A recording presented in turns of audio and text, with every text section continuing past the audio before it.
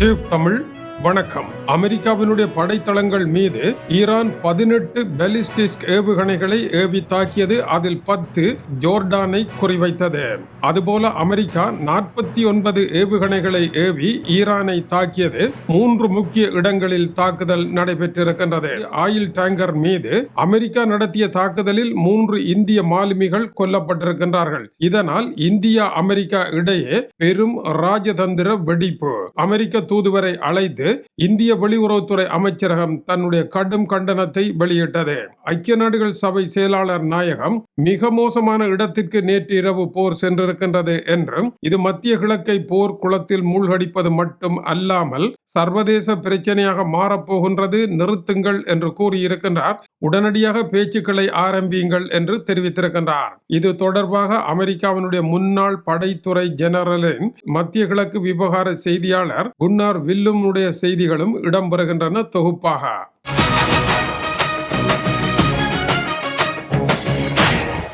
Empty செட்டபிலோ என்கின்ற oil tanker ஈரானில் இருந்து கச்சா எண்ணெயை ஏற்றியபடி அமெரிக்காவினுடைய தடையை மீறி சென்றதாகவும் இதனால் அமெரிக்க படைகள் இந்த கப்பலினுடைய இயந்திர கட்டுப்பாட்டு அறையை நோக்கி தாக்குதல் நடத்தி இருக்கின்றன. அனைத்து கப்பல்களையும் இவ்வாறுதான் அமெரிக்கா தாக்குகின்றது. இதனால் இயந்திர அறையில் தீப்பிடிக்கின்ற பொழுது கப்பலால் செயல்பட முடியாமல் போய்விடும். இந்த தாக்குதலில் 3 இந்திய மீனவர்கள் காணாமல் போயிருக்கின்றார்கள். அவர்களை கண்டுபிடிக்க முடியவில்லை. அதன் பின்னர் இந்தியாவினுடைய போக்குவரத்து அமைச்சர் சர்பானந்த சோனாவால் இந்த மூவரும் இறந்து விட்டதாக தெரிவித்தார். தொடர்ந்து இந்தியாவில் இருக்கும் அமெரிக்க தூதரகத்தினுடைய துணை தூதுவர் ஜேசன் மீக்ஸை அழைத்த இந்திய வெளியுறவுத்துறை அமைச்சரகம் தன்னுடைய கடுமையான கண்டனங்களை தெரிவித்திருக்கின்றது. இதுபோல சர்வதேச கப்பல் போக்குவரத்தாகிய IMOவினுடைய தலைவர் ஆர்சினியோ டொமிங்குவேஸும் இதை கண்டித்திருக்கின்றார்.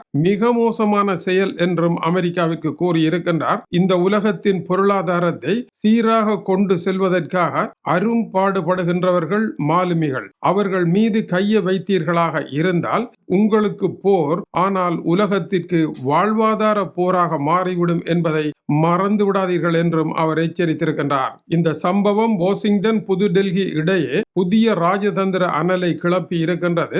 ஐக்கிய நாடுகள் ஸ்தாபனத்தினுடைய செயலாளர் நாயகம் அன்டோனியோ குட்டராஸ் கடந்த இரவு நடைபெற்ற சம்பவம் படுமோசமான சம்பவம் என்றும் மத்திய கிழக்கு மட்டுமல்ல அகில உலகமுமே போர்க்களமாக மாறப்போகின்ற அபாய சங்கொலி என்றும் எச்சரித்திருக்கின்றார். அமெரிக்காவினுடைய அப்பச்சி ஹெலிகாப்டரை ஈரான் சுட்டு வீழ்த்தியது. அதைத் தொடர்ந்து அமெரிக்க தளங்கள் மீது நடத்திய தாக்குதலுக்கு பதிலடி வழங்குவோம் என்று கூறிய அமெரிக்கா கடுமையான தாக்குதல்களை தாங்கள் நடத்தியதாக கூறுகின்றது. சுமார் 49 டொம்குவாக் ஏவுகணைகளை ஏவி இருக்கின்றார்கள். ஈரானின் தலைநகர் தெஹ்ரானில் இருந்து சுமார் 65 கிலோமீட்டர் தொலைவில் உள்ள முக்கியமான பகுதிகளில் விழுந்திருக்கின்றது. இதற்கு பதிலடியாக ஈரான் 18 ஏவுகணைகளை ஏவி இருக்கின்றது. இதில் 10 ஜோர்டானில் இருக்கின்ற அமெரிக்க விமானப்படை தளத்தை குறிவைத்து தாக்கப்பட்டிருக்கின்றது. 3 இடங்களை ஈரான் தாக்கி இருக்கின்றதாக தெரிவிக்கப்படுகின்றது. ஈரான் கடும் எச்சரிக்கை, கோர்முஸ் நீரிணை முற்றாக நின்று போகின்றது. பெரும் பேய் பிடித்து ஆடுகின்ற இடமாக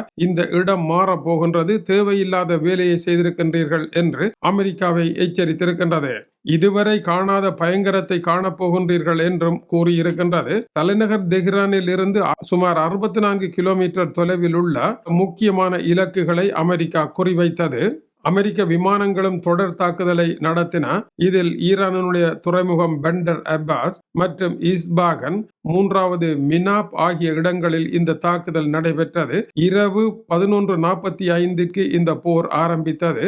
அமெரிக்காவினுடைய படைத்துறை அமைச்சர் பேட் ஹெக்ஸெட் மோசமான தாக்குதலை தாம் நடத்தியிருப்பதாக கூறியிருக்கின்றார். இது குறித்து அமெரிக்காவினுடைய முன்னாள் ஜெனரலும் தற்போதைய ராஜதந்திரியுமாகிய மேட் கிம்மிட்டினுடைய மதிப்பீடு இன்று காலை வெளியாகி இருக்கின்றது. ஈரானுடைய நோக்கம் பேச்சுவார்த்தையை இழுத்தடித்து அமெரிக்காவை ராஜதந்திர நெருக்கடிக்குள் தள்ளுவதுதான் இந்த போர் போர் உத்தி என்று அவர் குறிப்பிடுகின்றார். அமெரிக்கா நடத்திய நேற்றைய தாக்குதல்களினுடைய நோக்கம் போரை தீவிரப்படுத்துவது அல்ல, முடங்கிய பேச்சுக்களை மறுபடியும் தட்டி விடுவதுதான் என்று கூறுகின்றார். இதற்கு உதாரணமாக வியட்நாமில் நடைபெற்ற போரில் வியட்நாமினுடைய போராளிகள் அமெரிக்காவுடன் பேசுவதை தவிர்த்து காலத்தை இழுத்தடித்து வந்தார்கள். இதைத் தொடர்ந்து அமெரிக்கா வேறு வழி இல்லாமல் கடுமையான தாக்குதல்களை வட வியட்நாமினுடைய ஹனோய், ஹைபோங் ஆகிய இடங்களை நோக்கி நடத்தியது. அதைத் தொடர்ந்து வியட்நாம் பேச்சுவார்த்தைக்கு வந்தது. இதைத்தான் அமெரிக்காவினுடைய படைத்துறை அமைச்சர் பேட் கெக்செட்டும் குண்டுகளினால் நாங்கள் பேச்சுவார்த்தையை நடத்துவோம் என்று கூறியிருந்தார். வியட்நாமை காப்பி பண்ணித்தான் இந்த வேலையை இவர்கள் செய்கின்றார்கள். ஆனால் வியட்நாமிற்கும் ஈரானுக்கும் இடையே ஒரு வித்தியாசம் இருக்கின்றது. வியட்நாம் போர் தெரியாதவர்கள் அல்ல ஈரானியர்கள். அமெரிக்கர்களுக்கு தெரிந்தது போல அது ஈரானுக்கும் தெரிந்துதான் இருக்கின்றது. ஈரான் வேண்டுமென்றே திட்டமிட்டு இந்த இழுத்தடிப்பை செய்கின்றது. இழுத்தடிப்பு என்பது ஈரானை பொறுத்தவரையில் ஒரு போராக இருக்கின்றது. அமெரிக்க உள்நாட்டு விவகாரத்தில் அமெரிக்காவை பொறிக்கிடங்கில் வீழ்த்துவதாக இருக்கின்றது. எனவேதான் ஈரான் இழுத்தடித்து கொண்டு செல்லுகின்றது. ஆனால் ஈரான் உண்மையாக தூங்கவில்லை. தூங்குவது போல் நடிப்பதனால் அமெரிக்கா எவ்வளவு குண்டுகளை வீசியும் அவர்களை தூக்கத்தை விட்டு எழுப்பவே முடியவில்லை. இதுதான் சிக்கலாக இருக்கின்றது. அதேவேளை அமெரிக்க அதிபர் டொனால்ட் ட்ரம்ப் ஈரானியர்கள் நம்மை ஏமாற்றி இழுத்தடிக்கின்றார்கள் என்று பொது வழியில் பேசியது மிகப்பெரிய ராஜதந்திர தவறு என்றும் அமெரிக்க முன்னாள் ஜெனரல் மார்க் கிம்மிட் தெரிவித்த செய்தி வெளியாகி இருக்கின்றது.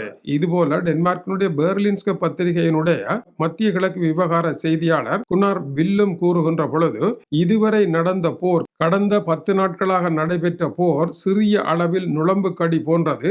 ஆனால் இது பாகம் 2 போல மிக மோசமாக இருந்தது. இந்த தாக்குதலுக்கும் முந்தைய தாக்குதலுக்கும் இடையே மிகப்பெரிய வேறுபாடு இருக்கின்றது. அமெரிக்கா நடத்திய மோசமான தாக்குதலாகவும் இருக்கின்றது. இந்த தாக்குதலை அமெரிக்கா ஈரானை பணிய வைக்கத்தான் நடத்துகின்றது. ஆனால் முடியவில்லை. ஈரானுக்கு ஒரு விடயம் நன்றாக தெரிந்திருக்கின்றது. உலகக்கிண்ண கால்பந்தாட்ட போட்டி காலம் இது. டொனால்ட் ட்ரம்ப் இந்த நேரம் ஒரு பெரும் போரை நடத்த மாட்டார். அதற்கு விரும்பவும் மாட்டார். அதை ஈரான் அறிந்து இழுத்தடிக்க ஆரம்பித்து இந்த சந்தர்ப்பத்தை தனக்கு சாதகமாக திசை திருப்பி இருக்கின்றது. அதேவேளை டொனால்ட் ட்ரம்ப் அமைதி ஒப்பந்தம் ஒன்றை ஏற்படுத்தி தன்னுடைய பேரை காக்க விரும்புகின்றார். பெரும்போர் ஒன்றை நடத்தி பேரை கெடுத்துக் கொள்ள அவர் விரும்பவில்லை. இந்த முரண்பாடுகளுக்கு இடையில் தாக்குதலும் இழுத்தடிப்புகளும் தொடர்ந்த வண்ணம் இருக்கின்றன. இப்பொழுது போர் அல்ல பிரச்சனை, இழுத்தடிப்பை வெல்வதற்கு என்னதான் செய்வது? அதற்கு போர் உதவுமா, குண்டு வீச்சுக்கள் உதவுமா என்றால் இவைகள் ஏற்கனவே வியட்நாமில் செய்யப்பட்ட பரிசோதனைகள். இவை இல்லாத புதியதொரு பரிசோதனையை செய்ய அமெரிக்காவினால் முடியவில்லை என்பது அனைத்து செய்திகளினுடைய தொகுப்பாக இருக்கின்றது. தொடர்ந்து இணைந்திருங்கள். மேலும் சூடான செய்திகள் வந்து கொண்டிருக்கின்றன.